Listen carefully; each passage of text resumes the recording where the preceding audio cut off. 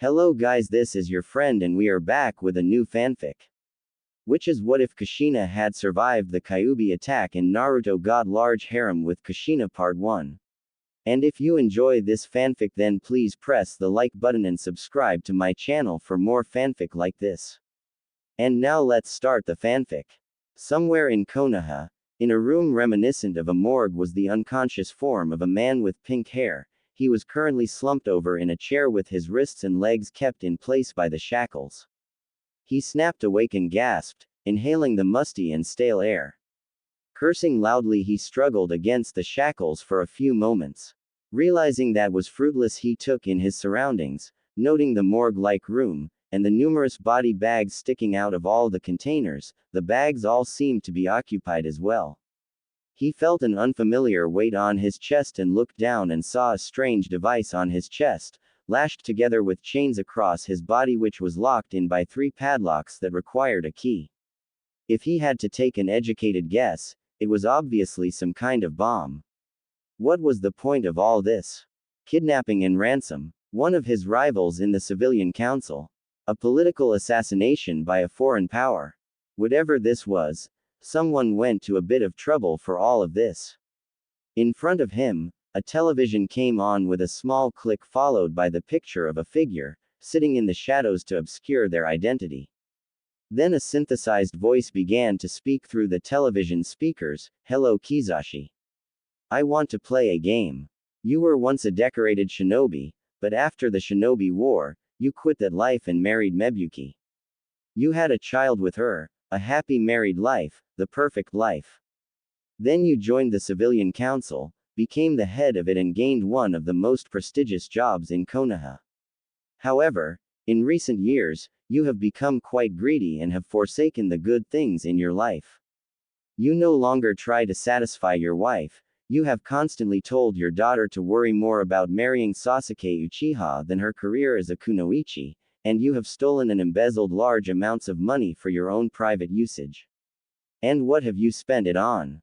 Prostitutes and dirty dealings with drug traders, and Danzo Shimura, the leader of the allegedly defunct Root. Now, it is up to you to decide which is more important to you, your ill-earned money or living to see your family again. The game is simple. You must locate 3 keys to unlock the bomb on your chest to be safely discarded into one of the body compartments. You have only 2 minutes to do so. However, you can buy time for yourself. Quite literally. You can use the device on top of the television to purchase 10, 30, or 60 seconds of time. But be warned, the price is rather high. 10 seconds will cost you 100,000, 30 seconds will be 300,000, and 60 seconds will be, as you may guess, 600,000. Live or die Kizashi. The choice is yours. As for the location of the keys, you're in a morgue. So take a guess. The clock starts now. With that, the television seemed to turn itself off but blinked back on to show a timer that began to slowly count down, and the shackles keeping the former shinobi in place clicked open, allowing him to leap up from his seat and dash towards the body bags. Wasting no time, he quickly unzipped on and found that a scalpel was taped to the chest area. Guess whoever kidnapped him did have a sense of fair play. He snatched off the scalpel and cut open the stomach region, to start his frantic search. He dug around in the cadaver's innards, his survival instincts currently overriding his disgust as he rummaged through the intestines. His fingers brushed against something solid, making him grab at the foreign object. When he fished it out from the cadaver, it seemed to be a small and black pill bottle. He popped it open and a slip of paper fell into his palm which read, "Ice cold. Try again." Kizashi growled as he tossed the paper aside and unzipped a new body bag, with a fresh scalpel waiting for him as he repeated the process of dissecting the corpse for a key. He looked at the timer on the television screen and saw he had 57 seconds left. He swallowed hard and doubled his efforts since he now knew what to look for. At last he found another bottle and opened it, revealing another note that read out, "Much warmer." So close. Roaring in fury, he tossed it aside and checked the timer again. He only had 15 seconds left. He bit his lip and knew that his only chance would be to keep buying a whole minute's worth of time to keep checking the bodies, but that would suck his funds bone dry. His few seconds of hesitation cost him dearly, as he now had only 7 seconds remaining. Yelling in horror, he ran towards the designated device with an outstretched hand, hoping to push a button, any button for more time, but in his panic he accidentally knocked the device to the floor, causing it to break apart. His psyche shattered as he realized his blunder. That brief moment of greed and indecision had ultimately doomed him. He looked down and saw the timer count down from 3 to 2 to 1. He clenched his eyes shut tight in fear, and the last thing he heard was a loud explosion. 2 days later, in a darkened underground cell sat a lonely figure at a small table. The sounds of slurping could be heard as the occupant ate a bowl of ramen. In contrast to a usual isolated cell, this one was quite lavish and spacious. While the cell was made of glass, it was reinforced heavily with numerous seals to keep the prisoner from escaping. The sounds of footsteps approached and the door to the glass cell was opened. "Welcome. Please, have a seat. I was just enjoying some lunch." The prisoner spoke in a tone of politeness, but it carried an undertone of sarcasm and venom in it. The visitor in question stepped into view, revealing it to be the Sandaime Hokage himself. Glaring down at the inmate with a steely gaze while his hands carried a folder of some kind. "What's that you have there?" the inmate questioned in a tone of curiosity. Hiruzen slid the folder over and opened it, revealing pictures of the mangled form of Kazashi Haruno with his chest cavity blown wide open. The prisoner smiled while casually slurping up some ramen and replied in a jovial voice, "Not really into snuff porn, but I think I might still masturbate to this." At this statement, the Sandaime visibly cringed in disgust at how delighted the inmate was at Kazashi's death and at the part about pleasuring themselves about it. "You're as vile as ever. But this isn't just about Kazashi's death. It's about this." He pointed to a photo which was a close-up of Kazashi's neck, revealing a distinctive brand in the form of a swirl mark had been burnt into his flesh. Hiruzen narrowed his eyes as he continued to speak. "This particular brand has appeared several times, most prominently during a certain kunoichi's reign of terror born from psychological warfare and guerrilla tactics that halted 18 enemy advances on Konoha. This kunoichi would scalp her victims, force them to drink bleach, castrate them, skin them alive, force them to march through minefields, and many other barbaric acts. The few who survived, all bore this particular mark. Your mark, Kushina Uzumaki." The crimson-haired kunoichi smiled broadly in sadistic glee, her violet eyes showing no remorse or pity. "Oh my, seems I might have a fan." She spoke in a tone of amusement and satisfaction as she slurped up some more ramen, her eyes never leaving Hiruzen's gaze, which unnerved him, but he refused to show weakness to this thing. "Indeed. And your help is required to capture whoever did this." The Sandaime spoke in a tone of authority. Regardless of varying allegations to Kazashi Haruno being corrupt, he was still a civilian council member, and more importantly, a citizen of Konoha. Someone had to be held responsible for this and face justice. Is that a demand or a request? And have you informed the family, I wonder? Kushina asked with a raised eyebrow as she tapped the side of her bowl with her chopsticks. Does it matter? You will aid this investigation regardless. As for Kazashi's family, his wife is being informed at this time. His daughter, however, is about to leave on a mission. She won't be informed just yet since I don't want her mentally debilitated by this news and allow it to affect her performance. The Hokage spoke bitterly, having grown tired of this woman and her sick little games. He knew from the moment she married the late Yondaime that this woman was going to be trouble, but he never anticipated she was a complete sociopath.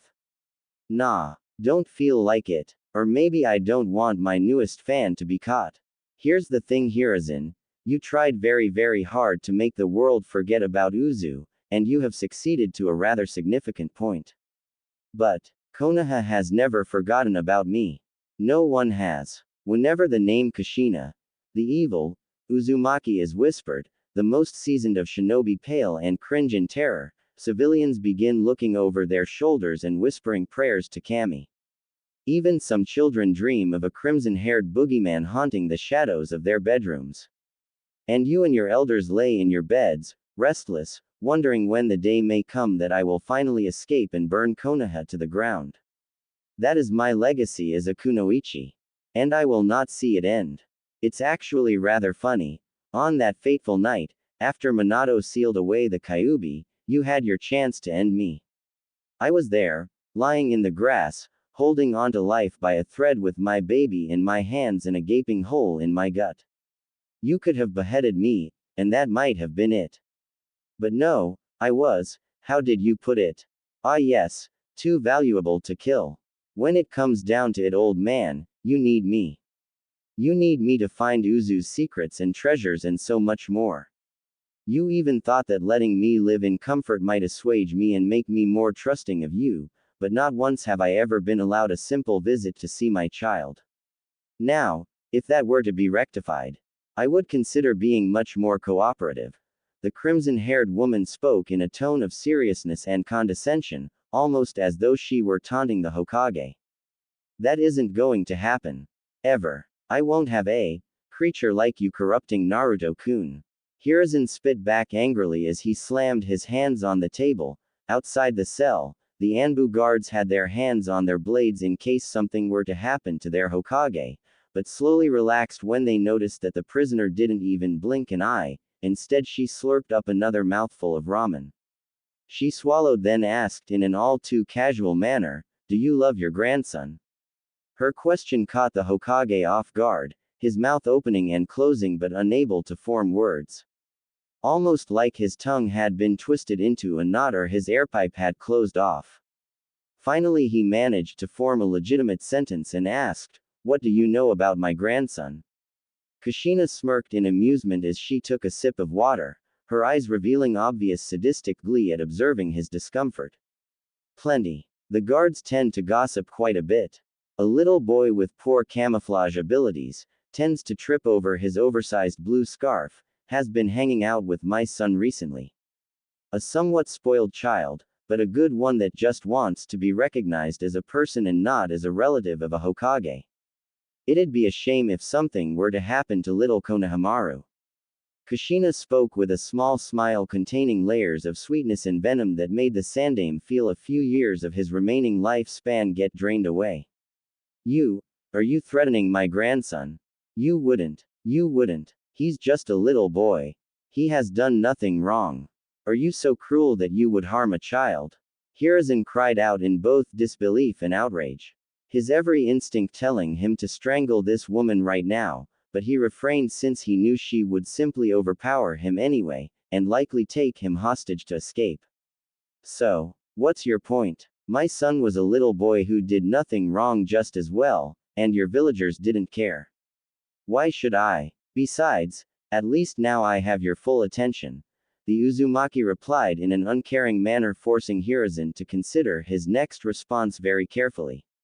If Kushina had some method of communicating with her allies in the outside world, then there was no telling what she might do. Worse yet, she would undoubtedly follow through with her thinly veiled threats. What do you want? He asked, trying to mask his emotions again even though he knew it was already too late. She had already seen through him and he knew it. Now he was simply trying to put on a brave face to save some form of dignity. Get me my son. Then we'll talk. I want to meet him someplace public, maybe a nice restaurant or something to make him feel more comfortable. I also want privacy. You Anbu can keep their distance to observe only, but only out of earshot. If I think any Anbu are eavesdropping, well, something unfortunate may happen. She spoke in a blunt manner, signaling that their conversation was now over. Hiruzen slowly backed out so that he may not expose his back to her and exited the cell. When the door shut, he turned towards one of his own personal guard, a cat-masked Anbu with purple hair named Neko who was undoubtedly one of his best. Get Naruto Uzumaki here and hurry.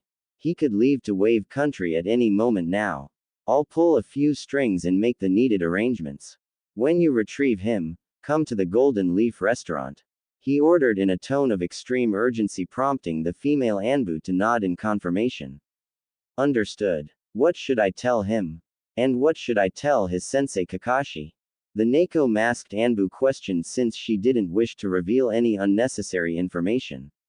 If word got out that Kushina Uzumaki was still alive and being held prisoner, there could be untold consequences. Tell Naruto-kun that he is meeting with someone who knows about his family. As for Kakashi, only tell him the bare minimum if he asks but give no specific details. The Sandaime replied curtly as he rubbed his temples tiredly. With that, the Anbu nodded and vanished in a swirl of leaves. Meanwhile, in her cell, Kushina glanced down towards a brand on her forearm and smiled to herself. Whispering underneath her breath so that the guards wouldn't overhear her, "Soon Naruto-kun, you shall receive our legacy." Minutes later, at the village gates, Team 7 and their client, a bridge builder named Tazuna, were preparing to leave. Kakashi ordered a brief inventory check to make sure that his team packed the essentials and that they were prepared for the trip. As this went on, Naruto stared out the open village gates, his eyes staring blankly into the open road for some moments. "Oi, Naruto. It's your turn now," spoke the voice of Sakura after her belongings had been double-checked by their sensei. The blonde was snapped out of his brief stupor and dropped his backpack to the ground so that his belongings would be checked out. "You were staring pretty hard into empty space. Thinking about something?" asked Kakashi with a slightly raised eyebrow, wondering what was on his most brash and impulsive student's mind. "Dunno. Just thinking, I guess. This will be the first time I get to leave Konoha, and I know there are other nations out there with their own shinobi villages. I can't help but wonder what their shinobi are like. If there are stronger shinobi out in the world. And what other things might be out there in the world, just waiting to be discovered. Hey, I don't know about the rest of you, but I am kinda wishing I get a chance to explore the unknown and see what the world may offer." The blonde explained in a more lengthy manner than intended. "Well, that is quite mature and admirable of you, Naruto. And take it from me, that the shinobi world is vast. There are still many things that lay undiscovered. If you work hard enough, and maybe get a little lucky, you'll find something long buried and forgotten by the world." Kakashi spoke with an amused eye smile. Sakura also nodded in agreement since that sounded like it might be cool, not to mention it was oddly rare to see the blonde act and speak in such a manner. Like this Dobi will ever find anything like that. The past doesn't matter. Only power does. Besides, we're just going to protect our client in Wave Country. Nothing truly interesting will happen." Sasuke muttered in a dismissive tone, earning a light glare from Kakashi due to the Uchiha's own ignorance, especially on the latter part of his statement since it was a general rule to always expect whatever may or may not happen. "But aren't you the one obsessing about your past all the time?" Naruto asked innocently, making the Uchiha blanch at his statement. Inwardly though, the Jonin was laughing almost hysterically since Sasuke stabbed himself in the foot with that one. The Uchiha then turned on his heel while his face burned in anger and embarrassment. "Okay, enough about all that.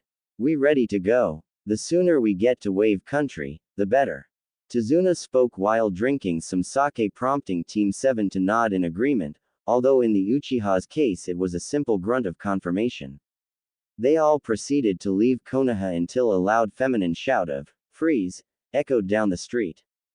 They turned towards the source of the yell and spotted a female Anbu running towards them at high speed with a dust cloud trailing behind her. She lunged forward and tackled the blonde, sending the both of them falling to the ground with the masked woman now on top of him, straddling his waist. The other members of Team 7 and their client all stared at the scene with wide eyes that were now the size of dinner plates. Naruto had swirls in his own eyes as he muttered, "Okay. Tackled by a mystery Anbu lady. That's a new one. Does this mean I am being arrested, or does the mystery lady want to see me off? I highly doubt it's the latter, Naruto. When an Anbu is sent after you, it usually ends with an assassination," yelled Sakura while grasping at her hair in worry for her teammate. "I haven't been stabbed yet, so that's a good sign," Naruto quipped bluntly, making the pinkett sweat drop at his statement, although there was indeed some merit to it. The masked kunoichi got off the blonde and extended a hand to him, He accepted it with a nod as she helped pull him to his feet, then brushed some dirt off his clothes. After that, she adjusted her mask and spoke in a professional tone. Anbu Captain and Hokage Guard, codenamed Neko, at your service, Naruto-san.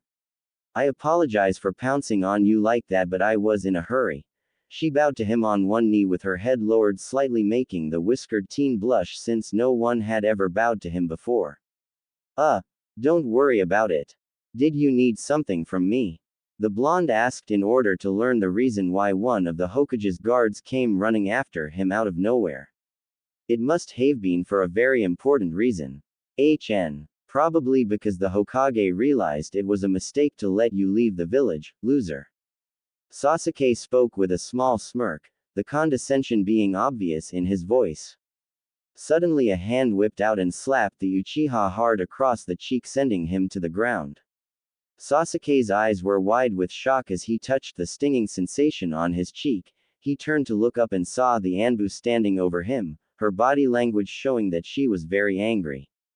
Speak when spoken to, and do not belittle your teammates. The purple-haired Anbu coldly scolded the self-proclaimed avenger. Even from behind her mask, the black-haired genin could see her eyes burning with an intense fury and for once, chose to keep silent. Neko then cleared her throat and took on a more relaxed stance, causing Kakashi to raise an eyebrow at her outburst. She then spoke to Naruto in a gentle tone. The true reason I am here is to retrieve you, Naruto-san. The Hokage has someone that you should meet, someone that has knowledge about your family. At her statement, time seemed to slow down for a few moments for Naruto, and he could almost swear his heart may have stopped beating for 2 whole seconds before speeding up again in excitement and anticipation. For real? Someone that knows about my family? The blonde yelled excitedly. That's great, Naruto. You should definitely go. What's a few more minutes, right, sensei? Sakura spoke in a surprisingly encouraging tone, since she felt that her teammate shouldn't waste this opportunity, plus she also felt a bit bad for constantly punching him during their academy days. So the kid's an orphan. That explains his poor attitude, commented Tazuna under his breath a bit, though was still more than loud enough for everyone to hear him. Naruto felt his eyebrow twitch a bit despite the statement being the truth. Shrugging, he decided to let that one slide since he had something more important to deal with. Dropping his backpack, he turned towards his sensei and spoke, sorry to delay the mission and all, but I need to go. I'll get back as quick as I can. The whiskered teen promised, earning an eye smile and a nod from the silver-haired Jonin. With that said and done, Naruto left with Neko to meet whoever this person was, and he couldn't wait to know about his family.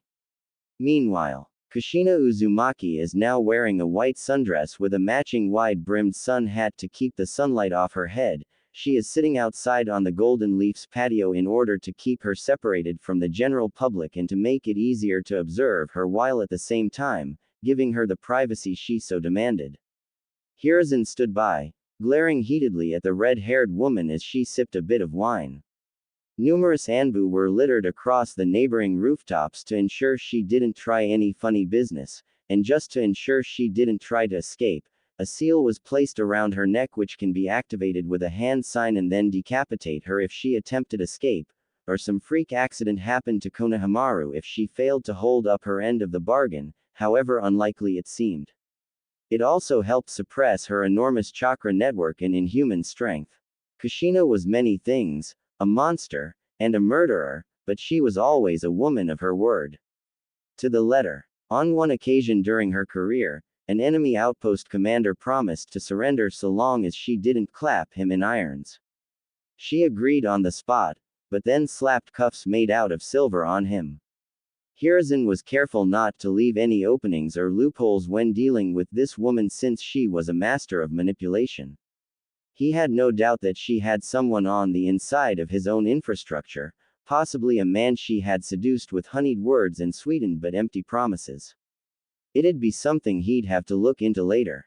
Kushina noticed how his face had been scrunched up in thought, prompting her to speak her mind. Penny for your thoughts, Hiruzen. You look like you are trying to melt me into a puddle of goo with all that glaring. He grunted slightly as he replied, Just trying to figure out how you have connections outside of your cell. And about what I intend to ask you about Uzu's treasures when this is all over. His response made her chuckle in amusement, her violet eyes being shadowed slightly by her hat, but if one looked close enough there was definitely a large amount of glee. That's for me to know. And in regards to Uzu, I can't guarantee the accuracy of any information I give up. It has been a long time since Uzu's fall, so I wouldn't be surprised if some other vultures has already picked it clean. She commented offhandedly, although the Sandame didn't believe her since Uzu was known to have kept their most priceless resources hidden, the true gems of their vast collections being hidden throughout the elemental nations. And there was one item in particular that was of interest, dubbed the Mark of the First. Inside Konoha's Forbidden Scroll, Hashirama Senju kept several documents detailing some of Uzu's treasures, including the Mark of the First. The details on this particular mark are both vague and sketchy at best. It was recorded that the Uzumakis themselves knew very little about it, including the Shodime's wife Mito. From what little Hiruzen discovered, it is some type of seal that predates the clan wars, maybe even the Raikudo Sennin, that is capable of enhancing certain characteristics and abilities of whoever has it placed on them. However, there is some type of a catch, but there is no record of what that is. The Sandame decided now might be a good time to ask as any. While we wait for Naruto-kun to show up, I have a question regarding one of Uzu's treasures. The Sandame spoke in a more professional tone of voice. The female Uzumaki sipped some more wine and decided to indulge his curiosity a bit. He did spare no expense after all, so it might not hurt to play nice for once. Okay, old man. Fire away. She replied while adjusting her hat for a few moments, casually leaning back into her chair in order to look up at the sky with a look of playfulness on her face, though for some reason it reminded the Sandame of a cat that was ready to toy with a cornered mouse. I want to ask you about something called the Mark of the First. He spoke in a curt manner. At his statement, the red-haired woman stiffened up for a few moments before relaxing in her seat. Her violet eyes flicking between Hiruzen and the half-empty wine glass in front of her. Finally she smirked and responded, straight to the hardball questions. That's fine. The Mark of the First has been a bit of an enigma even for the Uzumaki clan. Some think it was the first seal that the Raikudo Sennin used to break apart the Kyuubi. Some of our elders think it was something we received from a clan of demons. No one really knows. Only thing that's been known for sure is that it does indeed make whoever has it stronger and faster, but it was also known to make them more aggressive.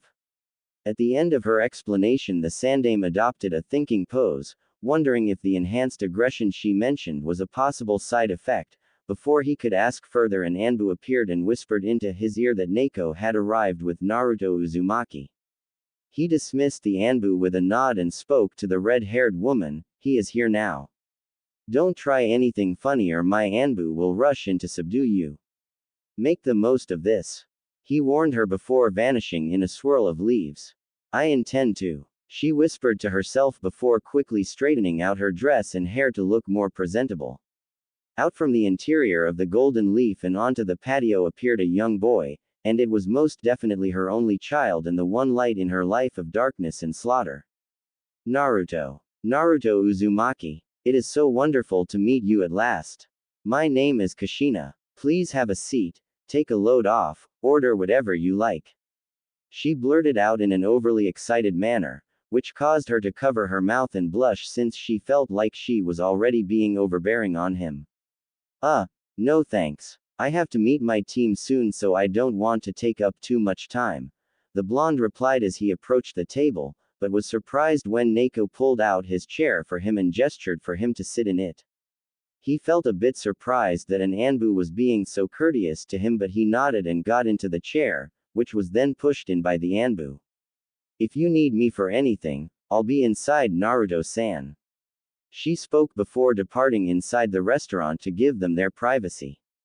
For Naruto, the atmosphere became awkward and a little tense as the woman called Kushina wouldn't stop staring at him. He could almost literally feel her eyes scanning him up and down in a way that someone who made jewelry would inspect a diamond or other valuable stone.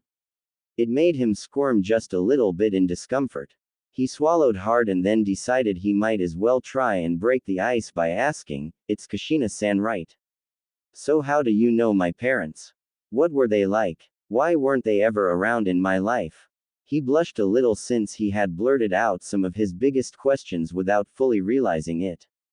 Kushina waved a hand from side to side while replying in a jovial voice, "Slow down there. I'll answer all of your questions to the best of my abilities. Well, to start with, your father was a man called Minato. He was a kind-hearted albeit naive man, but he was a great shinobi who earned quite a bit of a reputation against Iwa. Your mother was a woman called Uzumaki. She is the one you received your surname from, and she is a stark contrast to your father. She was cruel and vicious during her time as a kunoichi, most exclusively during the Third Shinobi War. Oh, the stories I could tell about her torturing prisoners and executing them would turn that golden blonde hair of yours as white as snow. Suffice it to say, she could be your best friend or worst enemy, and you had best wish you become the former. As for why they were never in your life, well, your father died during a terrorist attack, and your mother was gravely injured. Her enemies captured her and took her away, leaving you all alone." At the end of her explanation, Naruto felt several emotions flood him. He felt joy for knowing much more about his parents, he felt sadness knowing they were gone, and he felt anger that someone had taken his mother from him before he had a chance to even know her or his dad. Before he could ask her anything else, she raised a hand to silence him and spoke in a tone of urgency, "Listen very closely, Naruto-kun. I would love to tell you more, and I shall at a later date, but there are more important and immediate issues right now. To be blunt, the Sandame did everything he could to keep me from seeing you. I had to threaten the life of someone very close to him just to get to see you, and at the same time I am quite possibly putting my life on the line by talking to you." His mouth opened and closed several times at the sudden declaration, but he stiffly nodded anyway, sensing that this woman was being completely serious, however crazy it may sound right now. That was sudden. Why doesn't the old man want us talking? You know about my family and everything, so don't I deserve to know? The whiskered teen asked while clenching his fists, his eyes narrowing slightly as the gears began to turn in his head despite the sudden change of subjects and mood in this unusual conversation. Simple. The less you know about yourself the better. A clean slate for him to override and exploit, she explained bluntly while crossing her arms under her bust, her violet eyes holding a much sharper edge to them. Exploit? What's so special about me except?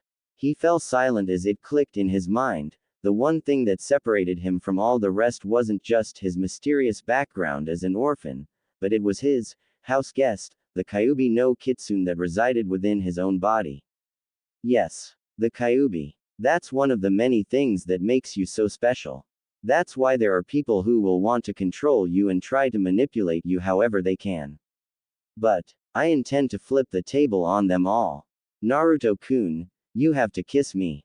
Kushina spoke while removing her sun hat, allowing the sunlight to catch her blood-red hair.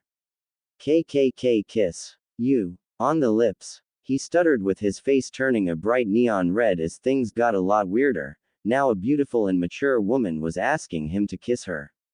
Without giving him time to respond, she grabbed him by the arm and pulled him in across the table, planting her soft lips against his own. She kissed him with immense passion along with a carnal hunger that made him feel his entire body heat up from this situation. You will have to trust me, my child.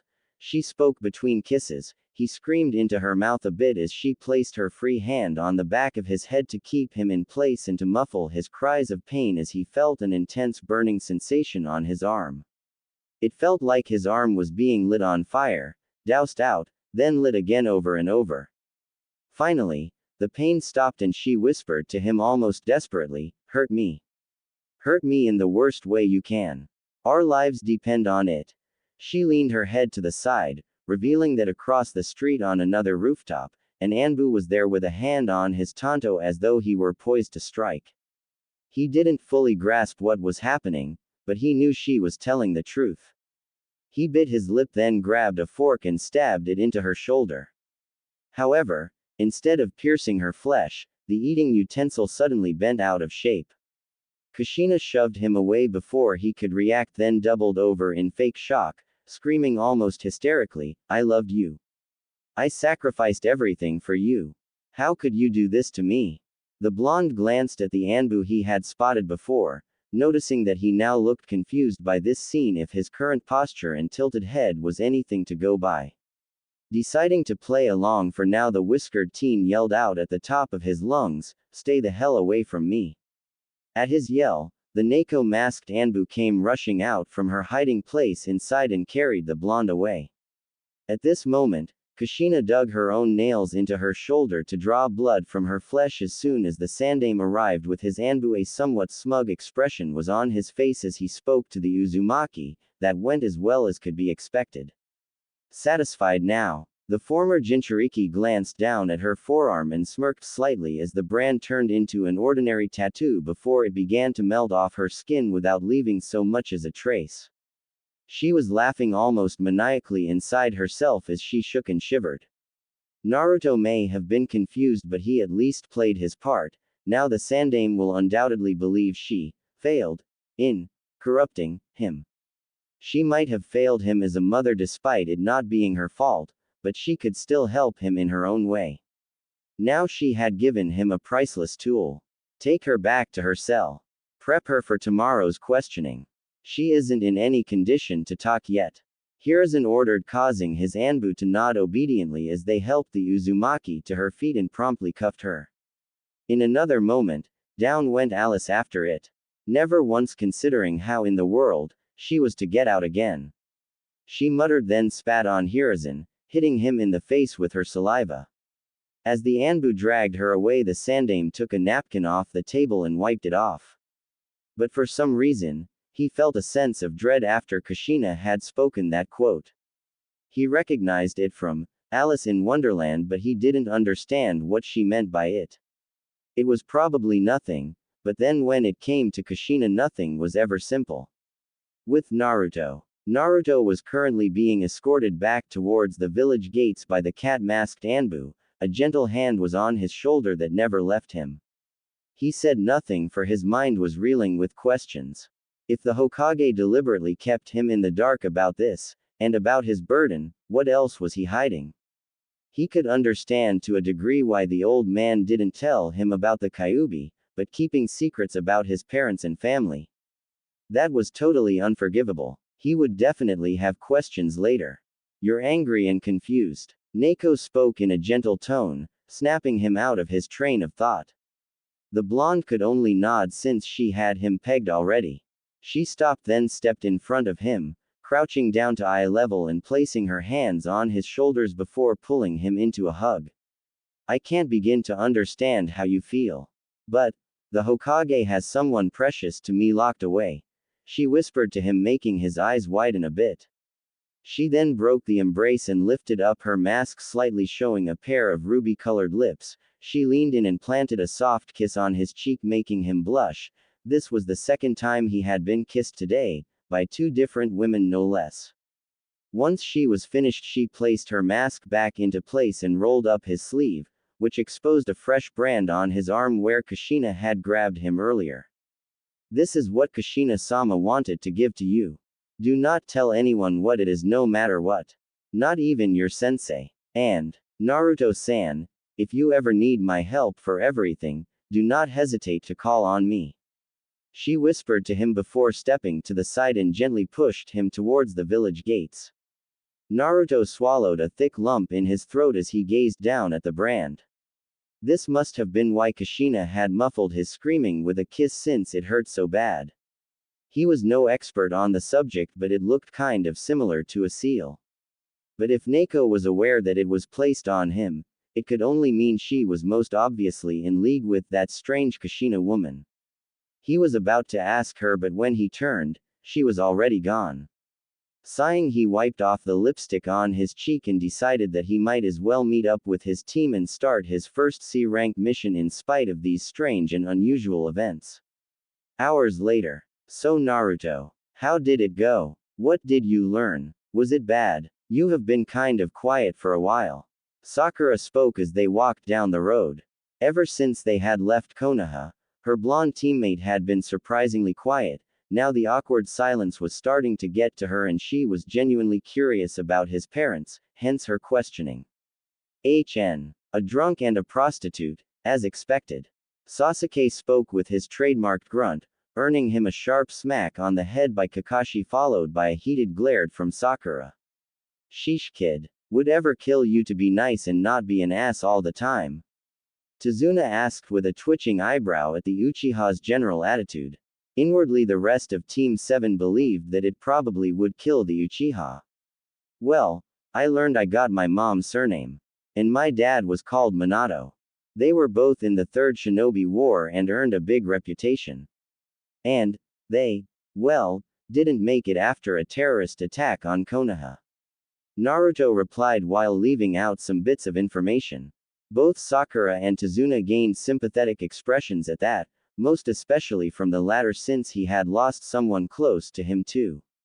Sasuke grunted with disinterest but Kakashi Hatake raised an eyebrow. The Jonin got the distinctive feeling that his student was holding something back, but he chose not to comment about it just yet. Naruto began to sweat profusely as he felt hot all of a sudden. He grabbed a bottle of water and began to chug it down, tilting it all the way up and swallowing it down at a surprisingly rapid pace. However, the cool drink didn't feel refreshing at all. He still felt hot under the collar and decided to remove the jacket of his jumpsuit and tie it around his waist, and still the feeling didn't go away. Hey, can we stop for a sec? I don't feel that great.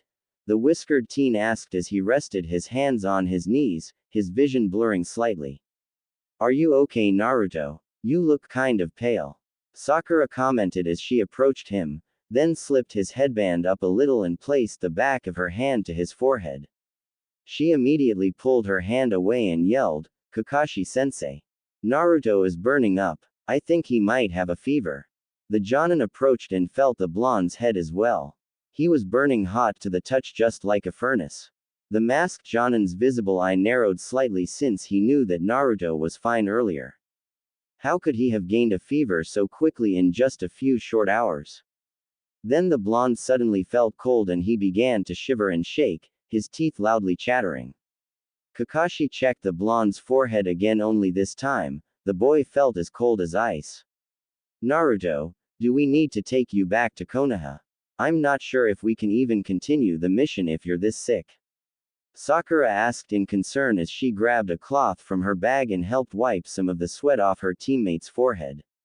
I agree with Sakura. I think we should take you home. Kakashi muttered under his mask while considering his options.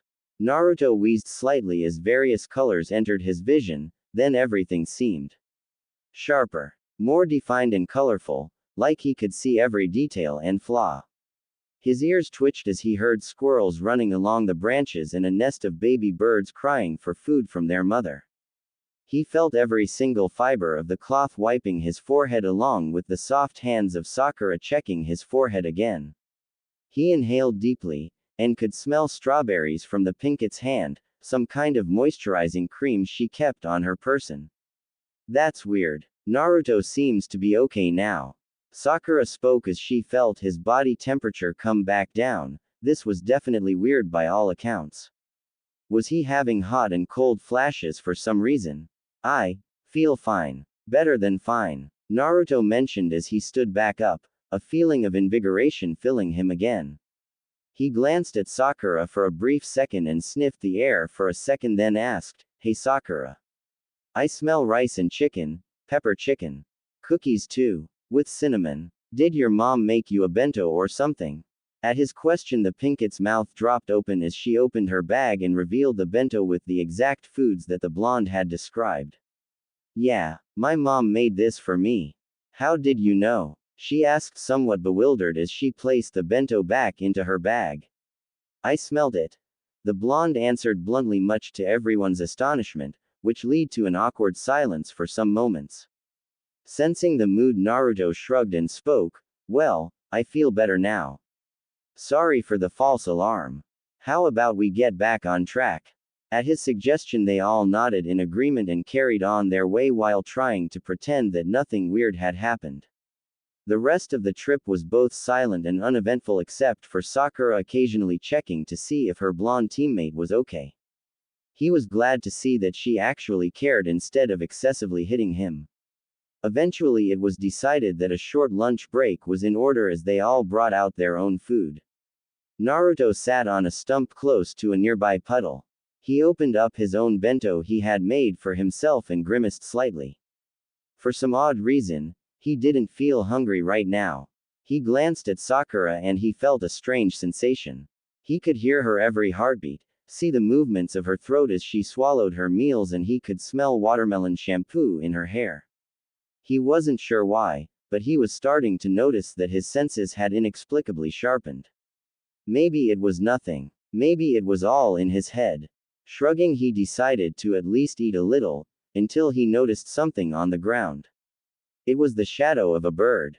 And it wasn't moving. Looking around, he saw that the birds in the sky had stopped flying in midair. His teammates and client had also frozen up in the middle of their meals. It was like time itself had stopped. I don't understand the attraction to Sakura. But I do get why you like the pink hair. She doesn't have much of a figure, but if you're into petite girls, there are some benefits. You could lift her up in some interesting positions. Spoke a female voice behind him, followed by an unfamiliar pressure now resting on his back. He jumped from his seat and turned around slightly, and was met with the form of a strange woman. She looked much like the form of his coined, sexy jutsu, except she seemed older, probably in her early adult years, and her hair was black as night and her eyes were a deep red. For clothes, she seemed to be wearing a black business suit with pinstripes along with a crimson silk necktie.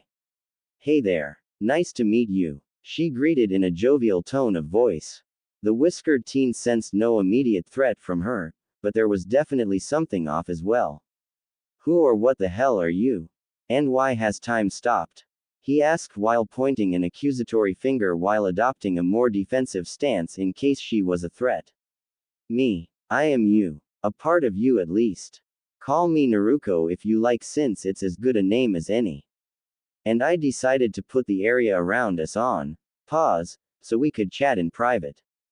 Didn't want your little teammates or sensei wonder why you're suddenly screaming or talking to yourself. She answered with a smile as she adjusted her necktie. Part of me? Am I going crazy or something? He asked while clutching at his head in dismay. Naruto held up a finger and waved it from side to side as a more saucy grin formed on her face. Not in the traditional manner. Call me a guide or something. I'm the gal that's gonna be your secret counsel and the one that will show you the ropes. She proclaimed as she did a quick tap dance followed by jazz hands. The blonde immediately sweat dropped since this girl was a bit strange. You're not making any sense. Show me the ropes to what? He asked while crossing his arms, a sour look on his face as he gave a light glare. Naruto smirked as she appeared next to him and grabbed his arm where the brand appeared, which gave him a sharp tingling sensation. Her facial features morphed slightly into a darker and more twisted version as her canines lengthened and her hair began to move about on its own. Okay. Let me put this in a way you can understand. This brand on your arm. It is called the Mark of the First. Long ago, during a time when humans and demons existed together on this earth. Naturally, we demons were the dominant species, but then a great holy war broke out, and most if not all of Damonkind were banished to hell. However, some traces can still be found. This mark is actually a sigil of the first of all Damonkind, who wished revenge on their younger and more arrogant kin by starting the holy war. To level the scales, they granted humankind an edge. When placed upon a human, it transforms their bodies into that of a demon, greatly enhancing their powers beyond reckoning. The mark can, of course, be transferred from person to person to create more demon born from humans. Quite ironic that a holy war was waged using the powers of demons. As for me, I suppose I am an echo of the demons of old, something they left behind so that those who bear the mark can know all they need to, but naturally I need to absorb just a little bit my host's essence in order to exist.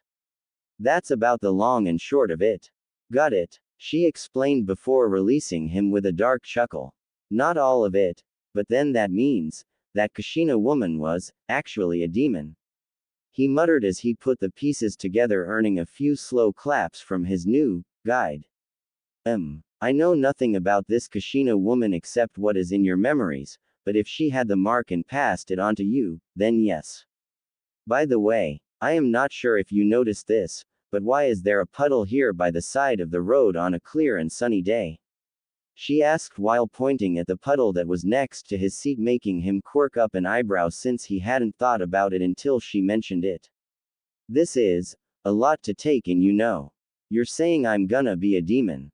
He spoke angrily while clenching his fists as he glared heatedly at his guide, and he was also fuming at how that Kushina woman suddenly slapped this on him without telling him the consequences. Hey, it won't be all bad.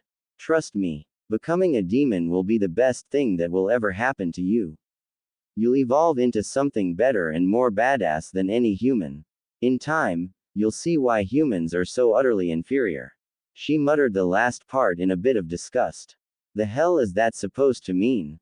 Naruto asked with a glare, feeling like she owed him some kind of explanation for that particular viewpoint. Instead of answering him, she smirked and snapped her fingers, allowing time to resume like normal. You'll see. I'm sure you'll make a good partner. She replied bluntly as she vanished out of his sight. In that moment, a pair of figures leapt out from the puddle, making the blonde realize it was some type of genjutsu camouflage. Behind him, Kakashi rushed forward since he'd been keeping an eye on the puddle but couldn't warn Naruto for fear of alerting whoever was hiding. The blonde saw the two attackers had some type of clawed gauntlets, and a chain connecting them together that was designed to ensnare and shred their victims. Naruto assumed a defensive stance as he felt a rush of power flowing through him. He reached out and snatched the chain before it had the chance to wrap around him. Wrong move, kid, spoke one of the attackers as they expected a spray of blood from his hand as the changed course to dash past him and target the Jonin, only to be stopped in their tracks as they felt something yank back, interrupting their momentum and causing their legs to fly out from beneath them as they landed on their backs. Looking back, they saw the blonde boy still gripping the chain, a furious look on his face. I am not in the mood for this shit. Get lost. Naruto roared angrily as he pulled sharply on the chain with enough force to cause the stunned duo to fly towards the blonde. Trying to use this new momentum, they readied their claws to strike, but one was swiftly kicked in the face, causing his mask to shatter on impact. The other one smiled beneath his mask as his claws shredded the blonde's shirt, but when they reached his skin, the sounds of steel scratching against steel was heard as the tips of his claws snapped off. Wah, what the hell are you? Asked the one attacker who was still conscious, his eyes wide in disbelief. It was then he saw it. The visage of a ferocious demon staring down at him, like he was a roach meant to be crushed. I am Naruto Uzumaki, bitch. The blonde replied as he sent an axe kick down on the back of the remaining shinobi's head, sending him to the ground, creating a small crater from the impact. The whiskered teen scoffed as he dropped the chain to the ground and rubbed his neck slightly. For some reason, he felt powerful. Those guys seemed to have moved so slow from his perspective that he could have run laps around them, hence how he caught the chain so easily. He looked towards the faces of his team and client, their eyes all wide from the display. What was the only intelligent thing that came to mind, which made them all snap out of their stupors? Kakashi smiled slightly as he proceeded to tie up their attackers, which he identified to be the demon brothers Maizu and Gozu. Now the question remains, why did they attack? Especially with someone like himself who was a upper A rank shinobi. From out of the corner of his eye, Naruto spotted his black-haired guide again. He was about to speak to her, but she beat him to the punch by saying, careful now. You have freaked them out enough. You wouldn't want them to think you're talking to yourself, right? I'll teach you how to speak to me mentally later on. He looked over his shoulder and saw that the others were busy watching the Jonin tie up the missing nin, so he dropped his voice to a whisper and spoke harshly. I'm still pissed that this happened to me, but I may as well make the most of it since I clobbered those guys. You had better be good on your word though. Easy now, I'm part of you, remember? I am now your bestest friend ever. Cross my heart. She spoke while raising one hand in mock surrender and using the other to cross her heart. The blonde sighed as he glanced down at his branded arm, then slowly, a small smile formed. Sure, he was still mad about becoming a demon, but then, if he was still himself, then what did it matter anyway? He looked out on the open road towards Konoha's general direction, and silently wondered if he would meet Kushina again. End chapter 1. Omake. Kushina is a troll. Sensei mentioned that you're going to be cooperative now. Maybe you'll cooperate with me and let me help keep you warm at night? Asked one Jiraiya as he leered at the redhead, openly ogling the silhouette of her figure as she showers behind a curtain which is the only thing keeping her from direct view. Save me your obvious attempts at overcompensation for your underdeveloped. She quipped while scrubbing some shampoo in her hair. The Sannin blanched at that briefly before regaining his composure.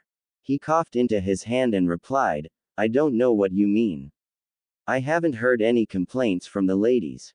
He smirked and shrugged, a perverted grin crossing his face as he saw the crimson-hair woman scrub her chest area with soap. By ladies you mean hookers. The kind of women that see plenty of Johns and Smiths with tiny. She answered back while bending over to scrub at her legs. Even from behind the shower curtain she could sense the Sannin's discomfort from her insults and prodding. Chuckling to herself, she decided to screw with his head. Tell me, what was it that Tsunade said to you when you fumbled your way into her pants and she saw exactly how little you had to offer? What was it she started calling you as she laughed her ass off? Short stack. Shut up already. I can't see why Minato ever loved a bitch like you. Jiraiya yelled angrily, the insults having gotten to him at last, which didn't take much if you kept joking about his masculinity. Why do you think I could please him in a way no regular woman could? Spoke Kushina as her head popped out from behind the slightly parted curtain. She thrust her hips out slightly, exposing her crotch area, which made the Sannin reach for his notebook, only to jaw drop when he saw that the Uzumaki was sporting a very large with a pair of testicles hanging between her legs. Who do you think wore the pants, dumbass? She asked with a fiendish smile as Jiraiya couldn't believe that one of the women he desired the most was a Futanari. His brain shut down as he collapsed on the floor, prompting several Anbu to appear. After taking note that Kushina was in the shower and the Sannin was lying unconscious on the floor, they concluded that his own perverseness led to this, and so they dragged him off. Behind the shower curtain, Kushina sighed as she released the genjutsu on her crotch area, showing off nothing but smooth skin above her special place. Finally. I have been waiting to pull that trick for years. Haha. Dumbass pervert. In Konoha, more specifically, the Haruno household, Mebuki was sitting on the couch watching the notebook, sipping on a glass of wine with a scrapbook on her lap, and on the small table in front of her was a half-eaten pound cake with cream cheese icing. Her eyes were red and puffy from crying as the credits to the movie rolled, and she looked down at the scrapbook, gazing at pictures during a happier time in her married life and her time as a kunoichi. She remembered her marriage. It was such a happy occasion, probably one of the few events that her dearest friends had attended in person. Then came Sakura's birth, which she believed was an even happier event in her life despite her choice to retire from being a kunoichi. Then, things started to slowly go downhill. Her late husband Kazashi started to bury himself in his work as a civilian council member to provide a better life for his family, as he so put it, but now she believed it was to line his pockets with the money he sponged off of others after taking an anti-shinobi stance in spite of his own history as a former shinobi. And now he was dead. It didn't take long for her to figure out who killed him, especially after seeing the mark that was placed on him from the photos shown to her by those investigating his death. Now, it wouldn't be long till it'd be her turn. The lights and television flickered for a moment before her apartment's electricity went dead. A sad smile filled her face as she sipped her wine and set aside the scrapbook to one side. A loud knocking was heard from her front door, but she didn't get up to answer. She knew who it was. The knocking became louder and more ferocious as the person outside knocked with more urgency, but the blonde woman grabbed a tissue to clear her tear-filled eyes, then brought the wine to her lips again to finish it off. At last, the door was kicked down, barely hanging from the door frame due to the chain lock. Outside was the silhouette of a person who was dressed all in black with a hood kept up and a face mask to further obscure their features. Gray storm clouds appeared over Konoha behind the intruder as rain began to fall. They stepped inside. The sounds of boots thumping softly against the apartment's hardwood floors was heard with each step. It was only a matter of time. Mebuki muttered loud enough for the intruder to hear. With a sigh she threw the wine glass at them. The intruder leaned to the side, causing the glass to shatter against the wall as Mebuki dived over the coffee table and threw several shuriken. The throwing weapons whizzed through the air but only hit the apartment's walls as the attacker had vanished out of sight. Mebuki spotted movement from her peripheral vision and quickly sent a roundhouse kick in the intruder's direction, only for them to duck under it and send a crushing blow towards the blonde woman's midsection. Despite the wind getting knocked out of her, the ex-kunoichi assumed a taijutsu stance and swung at her attacker with a viscous barrage of blows. However, the masked person easily swatted aside or blocked the oncoming blows with ease, almost as if they were toying with her the same way a feline might play with its prey. Growling, she sent a kick to their ribs, but they sidestepped it and countered by hitting the blonde woman straight in the throat. Mebuki wheezed as she felt her windpipe close off as she gasped for air and fell to one knee. She felt the attacker gazing down at her. If she didn't do something fast, then she would be killed. Despite her lungs burning, she grabbed at her attacker around the waist and threw them into the adjacent wall, making them impact against it with a soft grunt and the cracking of several ceramic tiles. Mebuki sent a powerful haymaker towards the intruder, but they ducked under it, causing her fist to hit the ceramic-plated wall, breaking apart a large section of it. Despite feeling the pain of her bones cracking from the blow, she wouldn't give up just yet and sent her other fist towards her opponent's head, but they leaned to the side, causing her fist to pierce through the wall where the ceramic wall tiles had fallen off. The intruder shoved Mebuki back, then kicked a leg out from under her while she was off balance. Then in mid-fall they used the momentum of gravity and an open palm on her chest to make her crash through the coffee table. The blonde woman screamed as she felt tiny shards of glass shred her nightgown and skin, and with no time to react she found herself being thrown across the apartment like a rag doll.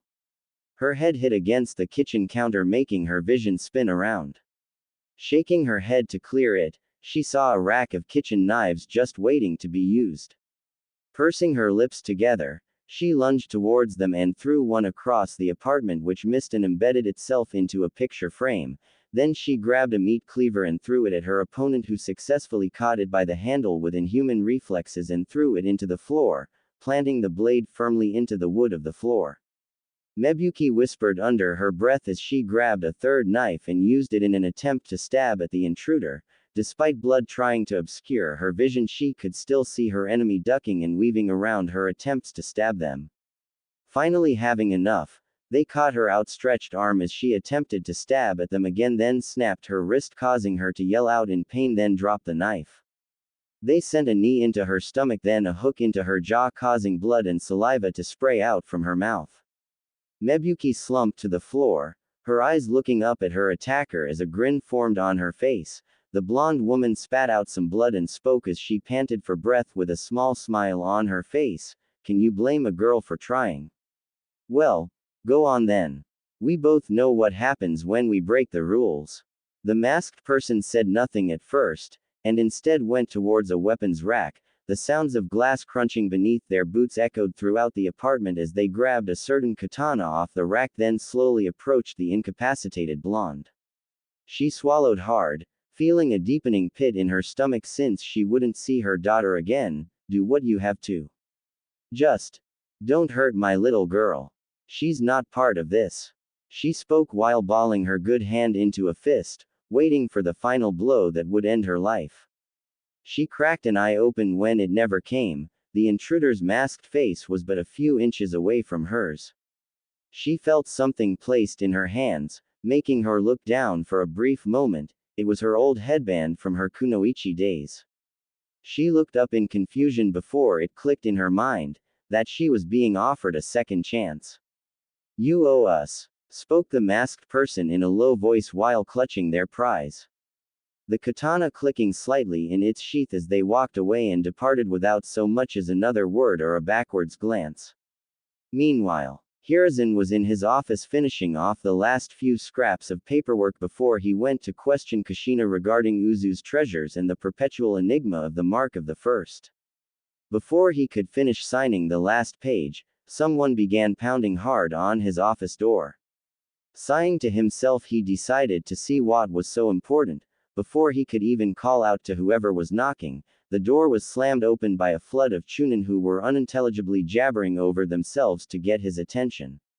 Some of the chunin were waving around pictures or reports of incidents, others were animatedly talking on a phone and almost yelling into the mouthpiece. The Hokage jaw dropped at the sight and wondered what it was that was causing this kind of chaos. He tried to call for order, but it seems the chunin were unable to hear him due to the out-of-control situation. Finally losing his patience, the Sandaime yelled out in a tone of authority, "Shut up. All of you." Silence filled the office as the various chunin stood in silence before rearranging themselves into a more orderly fashion, then looked expectantly at the Sandaime. Nodding in thanks, the Hokage spoke in a professional tone of voice, "Now. One at a time. What is the problem?" The two eternal chunin stepped forward first with some stacks of photographs with Kotetsu speaking. "We've been getting reports of mass vandalism all across Konoha. People have been marking up shops, hotels and other buildings with all kinds of graffiti." Ushering his partner Izumo forward, the chunin presented to photos which made the Hokage's eyes widen in horror. The mark Uzu had been spray painted onto the sides of various buildings, and there were messages as well like, "Remember us now," or, "Long live our sacred Uzu," or, "The Hokage lied. Uzu was left to die." And even, "The evil Uzumaki never forgets." And that's not all. We have been getting phone calls that someone broke into the Haruno household and that a masked person was spotted fleeing the scene and Mebuki was found severely injured. And Aruka just called that someone has been digging up graves across Konoha. 3 have been confirmed: Mito Uzumaki, Makoto Uchiha, and Rin Nohara. Spoke a chunin named Suzume as she pushed up her glasses. The Sandaime narrowed his eyes, his fists clenching into a white-knuckle grip since he knew this was undoubtedly Kushina's handiwork. The graffiti was an attempt to send a message to the people of Konoha and make them start asking questions, Mebuki being attacked shortly after her husband's death. That was no coincidence. But why dig up those graves? Suddenly a shiver went down Hiruzen's spine. If Kushina knew about the Edo Tensei, then it could cause untold damage if she were to revive certain persons of interest. I see. I shall handle this matter personally. See about clearing up that graffiti, get Mebuki to the hospital, and if anyone asks about the grave robbings, don't say a word. There's someone I must go and question about these events." He spoke while assuming his Hokage personality as he got up from his seat. The chunin cleared a path for him, allowing him to exit his office before they began to carry out his orders. All the while the aged Hokage couldn't help but wonder why Kushina and her followers were being so active now. Why wait all this time? Something wasn't right here, and he was going to find out what it was. Elsewhere. And that's the whole story. Tazuna explained his reasons for lying to them and why he needed a shinobi team in the first place. His explanation about Gato slowly squeezing the life out of Team 7 earned some mixed feelings. Both Naruto and Sakura kind of understood and felt bad about Wave's plight, but things were way different now. Kakashi was inwardly fuming since his team had been put in harm's way, and now was the time to consider what would be best to do. Sasuke, however, cared little for the bride builder's reasons and instead wished to continue on to become stronger. "What do we do now, sensei?" asked Sakura in an unsure voice. She didn't want to abandon Tazuna and by extension the people of Wave, but she wasn't ready to handle a mission that held the fate of an entire country. That was too much pressure, not to mention danger involved. "Well, from the way I see it, we have 3 options. First, We go back to Konoha and report that Tazuna gave false information and mission parameters and allow for a better and more experienced team to take over, but in doing so Tazuna may face some criminal charges for recklessly endangering and potentially wasting shinobi resources. Second, we continue with the mission at hand to aid Wave Country and possibly face very real danger in the form of more powerful missing nin or mercenaries. Third, we abandon the mission entirely and leave both Tazuna and Wave Country to their fates. At the end of Kakashi's explanation, a grim silence fell over the area. No one had the stomach to say anything at this time since they seemed to be stuck in a no-win situation. Naruto crossed his arms, feeling conflicted over what to do.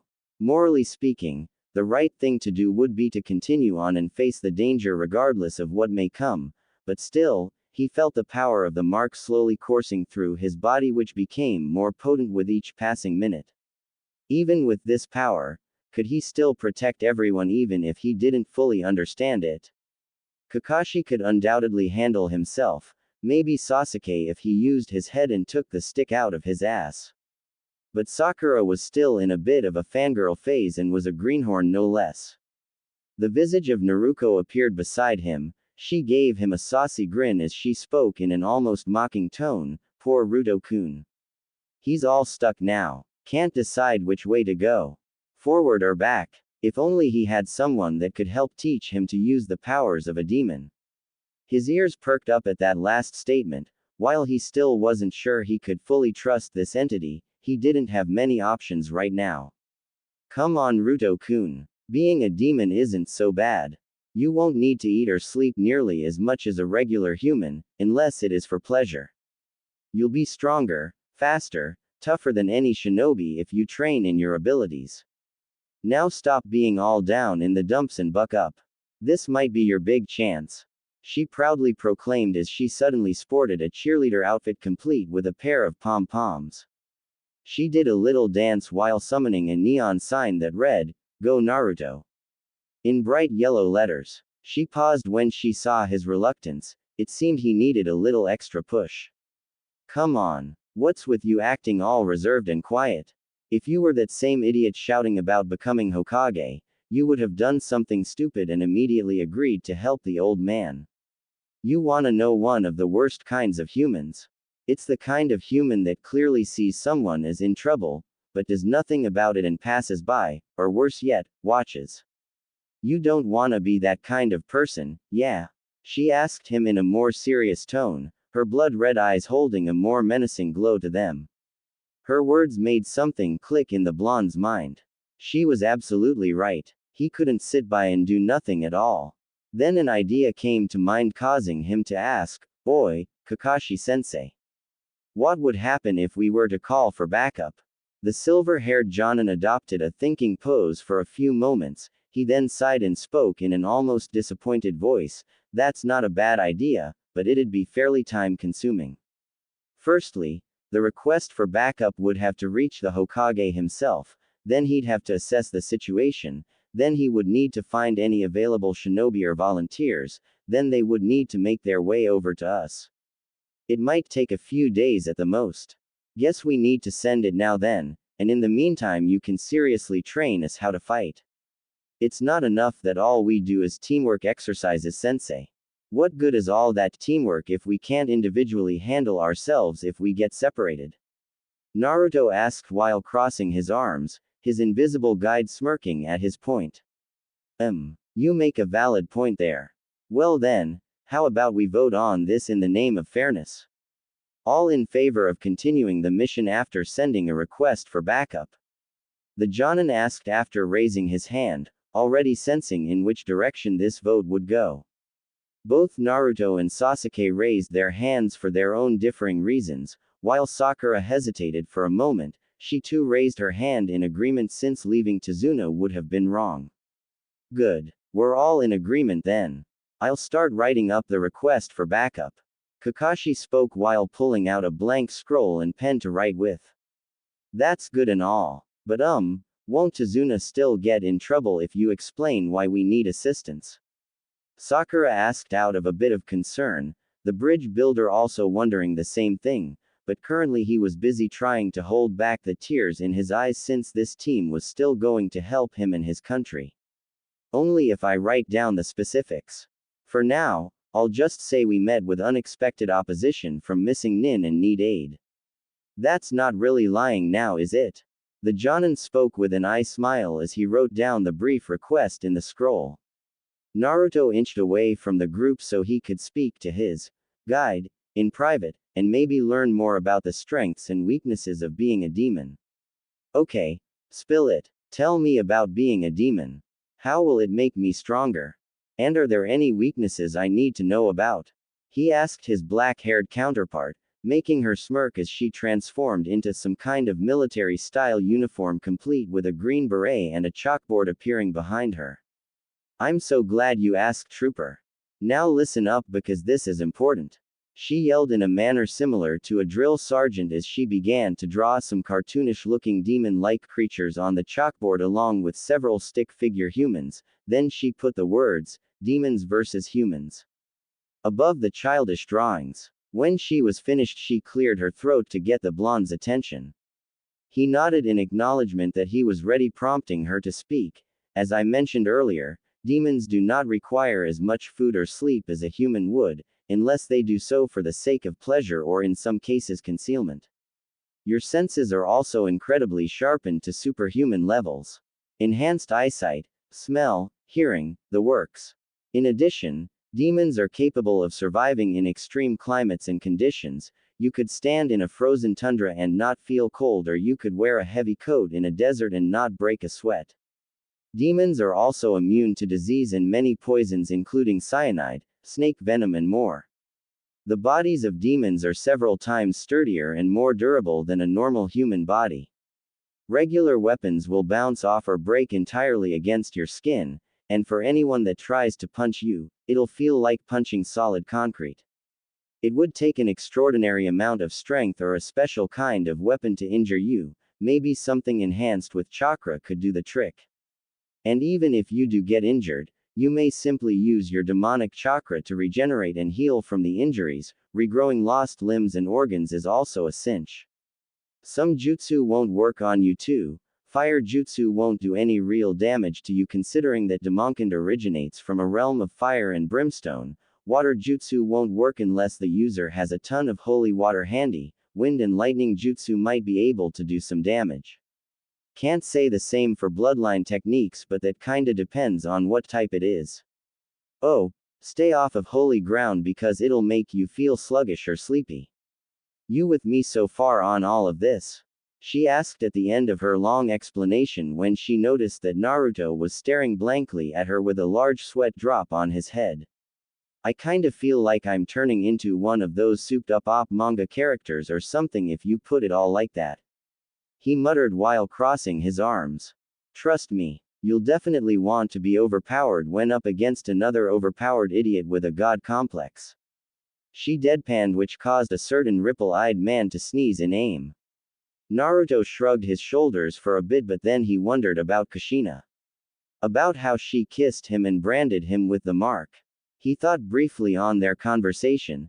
He remembered that she told him the given name of his father being Minato, and the surname of his mother being Uzumaki. Why not tell him their full names? Unless, she deliberately left that part out for some reason or another. Perhaps to avoid putting him in danger if the Sandaime really was trying to manipulate him. He had too many questions and not nearly enough answers. Out of the corner of his eye he spotted some kind of small dog that seemed similar to a pug running off with the scroll in its mouth as it ran towards Konoha. Come on, Naruto. Time to go. Sakura called out while waving in his direction. He nodded and jogged up to join his team. In the background, Naruto smiled a bit, her ruby-red eyes having a slight glow to them as she vanished out of existence. Her presence never leaving her host's side. In Konoha, Kushina's cell. Kushina sat in her cell, quietly humming, "You are my sunshine," to herself as she drew a picture of her child. He looked so handsome and the whisker marks simply added to his charm. Meeting him at last brought a feeling of closure to her heart, not to mention she successfully gave him the mark which would throw a huge wrench into the plans formed to manipulate the prophecy. In Kushina's twisted mind, a prophecy shouldn't be something to be ignored, but it also shouldn't be too invested in. Prophecies had a funny way of being incomplete or more often misinterpreted. She was broken from her musing as the sounds of her cell door swung open and she was yanked from her seat, then roughly tossed to the floor. Easy boys, I don't mind some rough stuff, but I'm more woman than you can handle. She joked with a chuckle, making the Anbu guards glare down at her from behind their masks. To her, they were like an open book since it was easy to read their body language. She smirked when she sensed a familiar presence approaching. Hiruzen, something I can do for you? She asked with a snarky smile on her face, as the Sandame appeared with the Anbu Neko following close behind him. A stern look was on his face as he chose to don his battle armor instead of his usual Hokage robes. Oh, that's a serious look you got there. Something happened? She asked, making an Anbu kick at her ribs. She grunted at the impact since more and more seals had been added since her meeting with Naruto to ensure she didn't commit suicide or try to escape. Several things. Graffiti, Mebuki Haruno being attacked, grave robbings. You're up to something. I still don't know how you communicate with your people, but I am getting answers out of you, one way or another. At the end of his statement, the crimson-haired woman began laughing maniacally, making the Anbu step back nervously. Even Hiruzen was still perturbed by this woman to this very day. Kami, help me, you still make me laugh, old man. That almost sounded like a threat, except it failed to intimidate me. You know why I was such an effective kunoichi? Because I was willing to go all the way. I tortured and maimed people, burnt them alive, scalped them, castrated them, drowned them, strung them up, shoved huge wooden stakes up their asses, and other things that would keep you awake at night. There was this one time, group of Kumo nin, bunch of macho masculine supremacist types that loved raping fertile females with bloodlines. Extremists, being the term you politicians might use. Me and my unit tracked them and found them, caught them with their pants down, literally. I took my time, slowly cutting them apart piece by piece. They begged and screamed for me to kill them. I refused their pleas, I just kept on cutting. Had our medic occasionally patch them up to keep them from bleeding out, or I just burned the wounds closed. I wasn't going to kill them. That would have been a mercy. My goal was to utterly destroy their minds and send them back to the Sandame Raikage, show him and all the Kumo rapists what happens when you take advantage of unwilling participants. After that, the abuse and rape of POWs captured by Kumo came to a screeching halt. Then, well, after the Kyuubi attack, you stuck me in here and took a softened approach. And what happened? Little Hinata Hyuga was taken, from her own clan compound no less, and a big scandal occurred that nearly killed Hiashi, and instead claimed his twin brother. My point is, you're soft, Hiruzen. You're not willing to take a hardcore stance against your enemies. I know that you've softened the academy in recent years to let the civilian kids have a better shot. That shit, I say. Make it harder for them. Make them actually work for it. Hardworking academy students make for more effective shinobi. Now you have fangirls running around. This could have all been avoided, You could have let me take the Hokage mantle, let me raise my boy in peace, maybe you might have restored my faith in Konoha and the will of fire, maybe I would have decided to bury my vendetta against Konoha. But no, you had to get all greedy and decide it was best to keep my boy on a leash and to leave me to rot in this cell. Unfortunately for you, I always have a contingency plan at the ready. If that were true, then you would have escaped long ago. Hiruzen spoke with a heated glare. Although inwardly he had a pit forming in his stomach, he knew that she was undoubtedly up to something. She always was planning something for her own gain. I could have, but I was waiting on something. Execute Order 66. Kushina spoke with a malicious smile which sent a shiver down the Sandame's spine, a look of confusion on his face as he wondered what that last line meant. The Hokage then felt an old and long-forgotten feeling, a feeling of pain via stabbing. He looked down and saw the blade of a katana protruding from his chest. See, old man, this is loyalty. My disciples all waited patiently for years for my escape. And now, I am gonna take over this village. The Uchihas tried pulling a coup, yes. You know how I would have stopped it.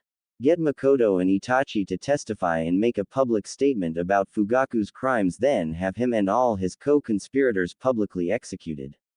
That would have stopped the whole thing cold. You need to be willing to go all the way and do the hard things. Hell, sometimes you need to trample on people to get shit done.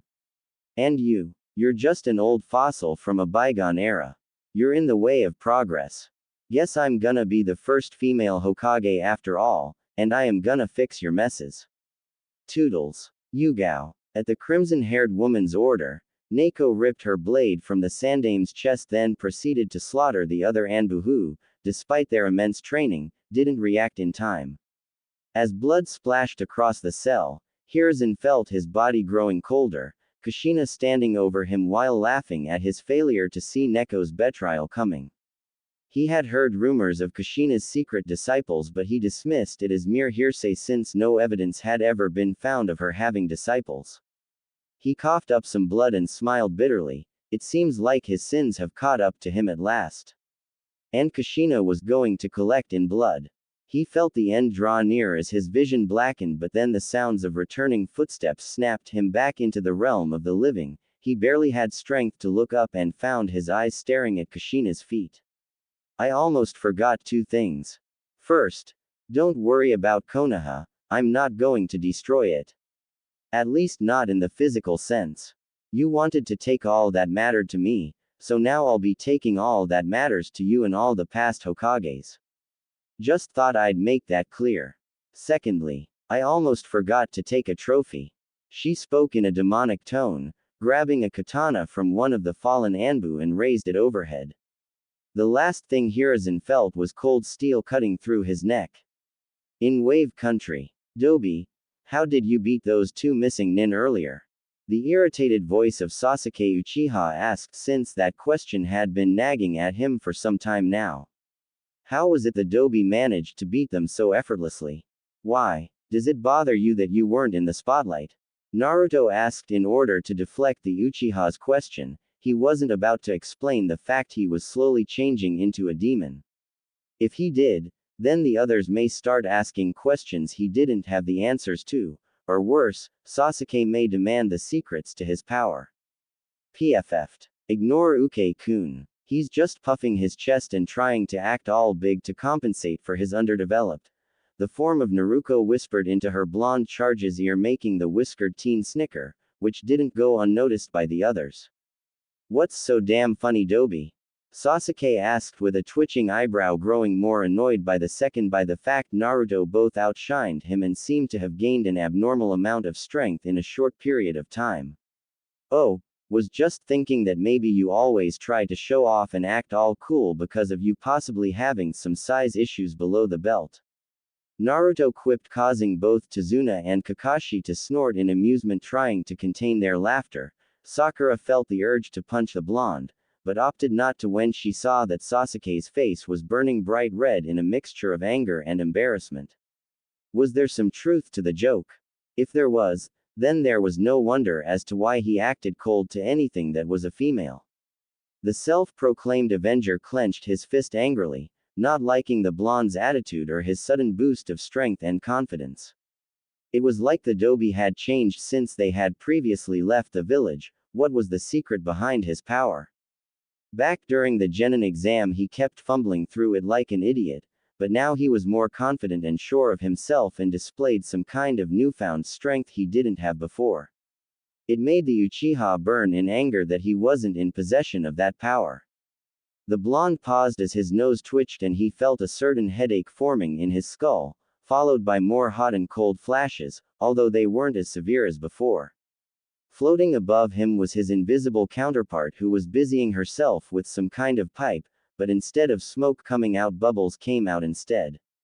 She noticed that he was looking at her oddly and spoke, "Seems that the changes are coming along nicely. Those feelings of hot and cold you're getting. Signs that your body is changing. Don't worry. They'll pass. The first round's the hardest anyway. And don't look now, but I don't think we're alone." She spoke, her crimson eyes lazily scanning the woods. Naruto's nose twitched again as he caught certain scents. Blood, herbs, shaved ice, and some other scents he couldn't identify at this time. But it was coming from somewhere to the right-hand side of the group. Pursing his lips for a brief moment, he decided that this warranted investigating. Hold up. Gotta take a leak. The blonde off-handedly announced before vanishing into the woods, making his team stop to wait for him. The blonde hopped up into the tree branches and began jumping from limb to limb, following the scent of whoever or whatever was following them. After a few moments, he spotted someone crouching in the bushes. From the looks of it, it seemed to be a young girl, maybe a year or so older than himself, holding some kind of Anbu mask with the mark of another village on it. Good luck, Zabuza-sama. Stay safe. He heard her whisper beneath her breath, the name sounding almost familiar to the blonde for some reason. Seems like she and this Zabuza person were planning on ambushing his team. Maybe he could capture her and keep her as a hostage to discourage her boss. Wait. Where is the other one? He hasn't returned yet. She spoke to herself, which made the blonde realize she was catching on to the fact something wasn't right. It was do or die time now. He silently leapt down with a soft thump, then in a flash, before the girl could even act, Naruto had already put his arms around her neck in a chokehold, cutting off her precious oxygen. The girl tried to call for help, but no words escaped her throat.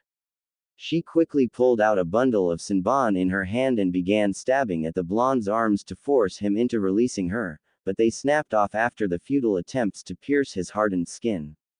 Growling in her throat, she braced her feet up against a tree and kicked hard, sending the blonde into another tree behind him in an effort to make him loosen his grip. However, this did little to affect him and instead made him squeeze harder around her throat. She felt her lungs burning. Screaming for oxygen, growing desperate, she began flailing about, fighting him with every ounce of her strength to get him off her, but soon her body couldn't follow her commands. Her face starting shades of red, then blue, and finally a purple color since she couldn't suck in any air. Eventually her struggles quieted down, her kicking legs reduced to slow twitches as her eyes rolled into her head. Shish. Just let go. It'll all be over soon. Just go for a little nap. Naruto spoke to the kunoichi in a taunting manner, in spite of the fact she couldn't see or hear her. The blonde ignored his partner's antics and continued to choke his new prisoner into unconsciousness.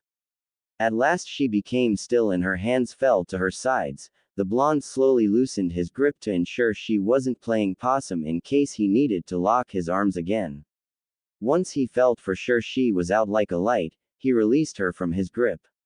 His enhanced hearing alerted him to the sounds of a heartbeat, signaling she was still very much alive. Now he just needed something to tie her up with. Pause, Booyah. We have another problem. Naruto spoke while jabbing a thumb towards the direction of where the rest of Team 7 was. Upon inspection, the Jinchuriki noticed that some guy with a large zanbeitu was holding Kakashi prisoner in some kind of bubble-shaped prison made of water while his teammates were helpless before a clone. That must be Zabuza, the one this girl was whispering to herself about. From the sounds of it, she holds him in high regard. Maybe we can use her as a hostage to get Sensei out. Naruto spoke out loud to help himself think. I got a better idea. Spoke his counterpart, then whispered her idea into his ears, despite that no one else could hear her. After a few brief moments, Naruto nodded in agreement and put their plan into action. In a few short moments the blonde emerged from the woods carrying the form of his prisoner, a kunai held close to her throat. Luki, who I found, Naruto announced, making all attention turn towards him. From inside his prison, Kakashi was relieved that nothing had happened to his blonde student when he went off into the woods. Even better, it seemed that Zabuza Momochi had a hidden accomplice and Naruto had captured her. Now the status quo had changed. No way. How did a runt like you capture Haku so easily? The swordsman growled angrily, a vein bulging across his forehead as he felt the urge to cleave that brat in half for taking his tool as a prisoner.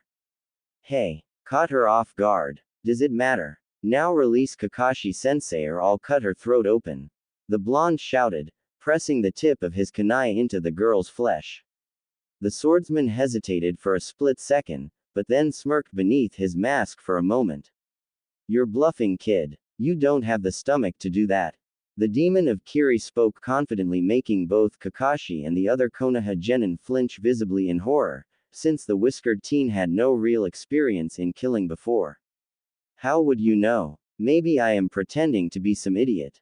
Or maybe I might get nervous and accidentally kill her."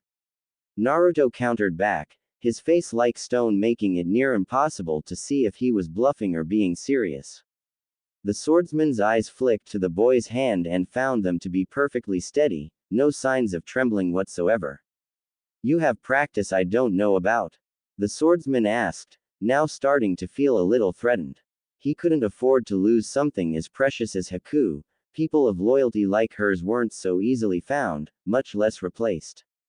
"I'll leave that for you to figure out," the blonde replied in a cryptic manner, making the swordsman smirk beneath his mask of bandages. "Well, Kakashi, that little Uchiha brat and the sniveling Pinkett aren't worth my time. But that blonde one, he's got balls. He'll be going places in time." Zabuza spoke in amusement as he released the water prison surrounding the copy nin. As soon as he was free, the silver-haired Jonin rushed to safety, although inside he was in disbelief that Naruto managed to make the swordsman agree into releasing him in exchange for his accomplice. It must have been someone pretty close to the missing nin to make him comply. "All right, Gaki, hand Haku over to my water clone and we'll be done here." The swordsman spoke in a gruff manner, pointing to his water clone, which was now waiting with open arms for the girl. The copy nin was about to warn his student about doing that, but was beaten to the punch when the blonde spoke. "What? Only for you to attack us again when she's out of the way? Too bad for you. This is a shadow clone." At the end of his sentence, Haku vanished in a puff of smoke, revealing it to be the truth, making Zabuza realize that he had just been tricked. "I made another clone to take her deeper into the woods, away from where you left her. If you want her back, then I suggest you go get her right now." The Jinchuriki spoke with a big grin that earned a heated glare from the ex-Kiri nin. "This isn't over. As soon as I'm ready, I'll be hunting you all down. Starting with you, Gaki. I won't forget this," Zabuza announced as he vanished in a blur of motion, vanishing into the woods of Kiri. "Quick! Run before he gets back!" Naruto shouted and ran off, leaving behind a dust cloud, his team and their client not far behind him, since they didn't want to go for a second round with Demon of Kiri. After nearly an hour of non-stop running, they all came to a stop to catch their breath, feeling confident that they would be safe for now. "Quick thinking there on your part, Naruto. Using a decoy to free me like that, and sending him off to chase after his partner too. Good strategy." The copy nin spoke praisingly, patting the blonde on the head for such good work. All of a sudden, the blonde found his neck now within Sakura's arms, the Pinkett raining kisses on his cheek for his accomplishment. "You really saved our bacon back there, kid. But Zabuza will be back soon, and he'll be really mad after you duped him." Tazuna spoke in a warning tone, already aware that the assassin sent after him could return at any time. "Luckily I have something for that," the blonde replied as he released himself from his teammate's grip, then whistled sharply. After a few moments, another shadow clone of Naruto emerged, carrying the same girl he held hostage earlier in a bridal carry. Sent another decoy with a clone of this girl. Haku, as Zabuza called her. I sent him on a wild goose chase and kept the real one to deter him. The whiskered teen announced, making everyone gape at his genius. Now they were the ones with a hostage and Zabuza now had nothing. When the swordsman learns he had been duped twice over, would be a very humiliating and infuriating experience for him. Oi, anyone got any wire to tie her up with? Rope's no good. Wire is better since she can't chew through it. The blonde asked, looking between them all, and as luck would have it, Kakashi had some in case of a situation like this. Now they just had to hurry to Tazuna's home before their enemy has the chance to catch up with them. Meanwhile, Danzo sighed as he walked up to the roof of the Hokage tower, his cane tapping against the stairs as he slowly climbed up. Soon he came up upon the doorway to the outside and opened it, allowing sunlight to wash over him. It was most unusual for his old rival to unexpectedly call him out for a meeting, but then strange occurrences had been happening around the village. This might even be a matter of village security. He looked around for the form of Hiruzen and found him dressed in his Hokage robes, seemingly occupying himself by playing minigolf. Most unusual as well, since he hadn't known the Sandaime to play something like minigolf. Shrugging his shoulders, he approached the Hokage, his cane making small tapping noises with each step. Though as he got closer, he felt a sense of deepening dread. Like the air around him was aware of his existence and was trying to snuff out his life. Ignoring his uneasiness, he only got closer until he announced in a somewhat rude manner, "All right, Hiruzen, I am here as you requested. What was so urgent that you called me here for?" At the elder's question, the Hokage merely raised a finger telling him to wait, then gently used his club to tap one of the golf balls, sending it rolling along.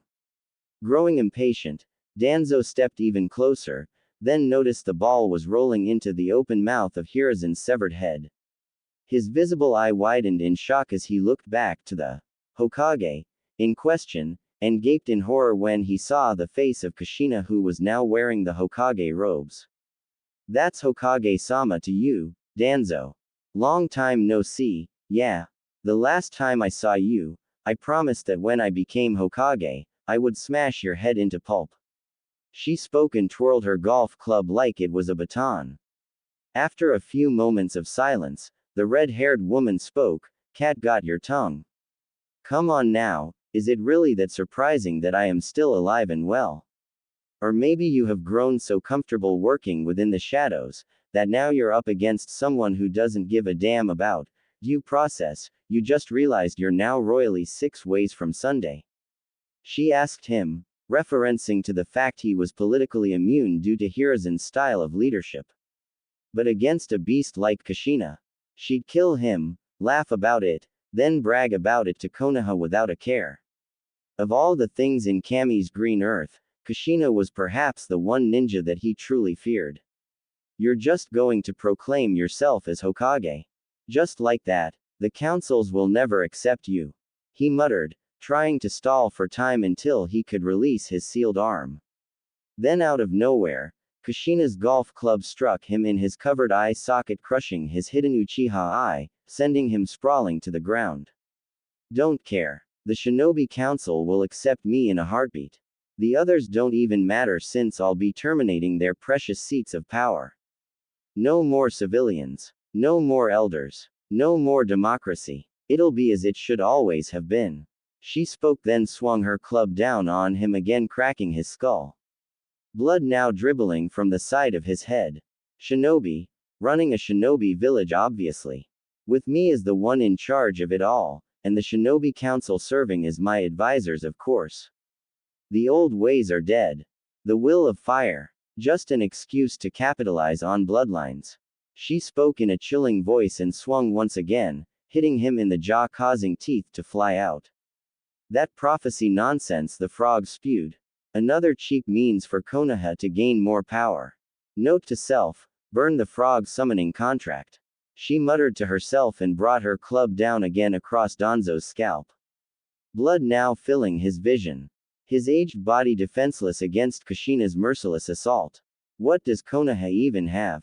Leadership so overcome by greed and set in their ways, they can't even see the need for change. A spymaster that writes cheap porn and bangs whores with his needle. A history of blood and betrayal left and right wherever you go. And it just doesn't end. She continued her rant, then kicked Danzo over, exposing the seal he had on him. Then slapping her own seal of canceling on his, to prevent it from going off. "That all ends. Here's a fun fact, we Uzumakis can stay in our prime till we're 100 years old. Good luck waiting for me to die of old age. 'Cause Kushina Uzumaki is here to stay, and she doesn't take shit from anybody."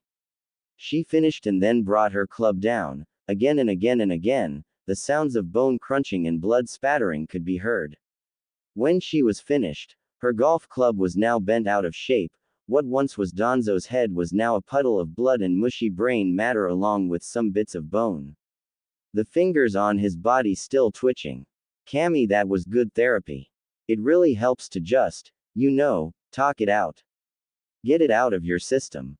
Much obliged, Danzo. Oh, and by the way, you're fired. She spoke and then tossed aside her broken golf club. Picking up a new one, she sighed and continued with her game. It would soon be a busy time to clean the slate and douse out the will of fire, but she wasn't just gonna make it die out, she was gonna piss all over its ashes. May as well enjoy myself while I can. She spoke to herself and then snapped her fingers, causing a hooded figure to appear behind her who bowed to one knee.